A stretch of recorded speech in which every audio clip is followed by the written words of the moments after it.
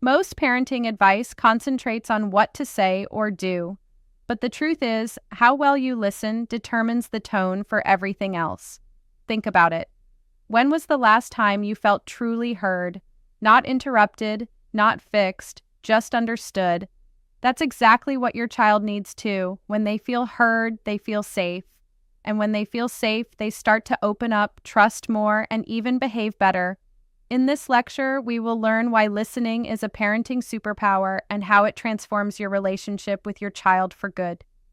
Objectives of the lecture. By the end of this lecture, you'll be able to understand why listening is often more powerful than advice. Recognize what emotional safety looks like. Reflect on how your listening habits may affect your child's openness. Listening that builds trust.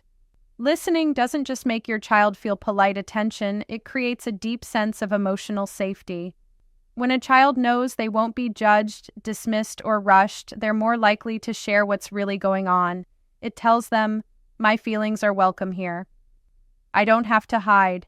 That emotional safety is what builds trust. Without it, communication becomes surface level or stops altogether. Why most of us struggle with it? Let's be honest, listening is hard. As parents, we're wired to solve, fix, and correct. So when our child says, "I hate school," we immediately jump in with, "Don't say that. You're lucky to even go to school. You have so many opportunities." Or if they say, "I don't want to go to that party," we ask, "Why? What's wrong? Did someone say something?" These reactions come from love, but they shut the door instead of opening it. What helps more? Try saying, that sounds like a hard day," or "Tell me more." That small pause creates space, and space creates trust. What listening isn't. It's not waiting for your turn to speak.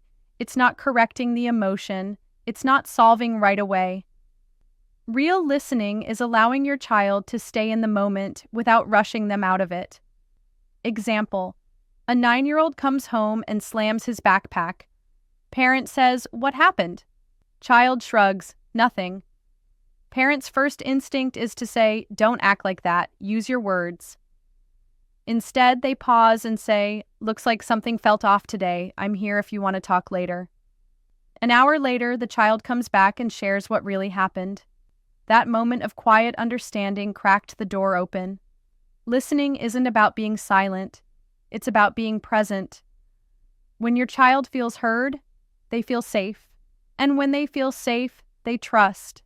That trust is what makes all the hard conversations later about school, friends, or feelings actually possible. Listening isn't just a skill. It's a signal. You matter to me even when I don't have all the answers.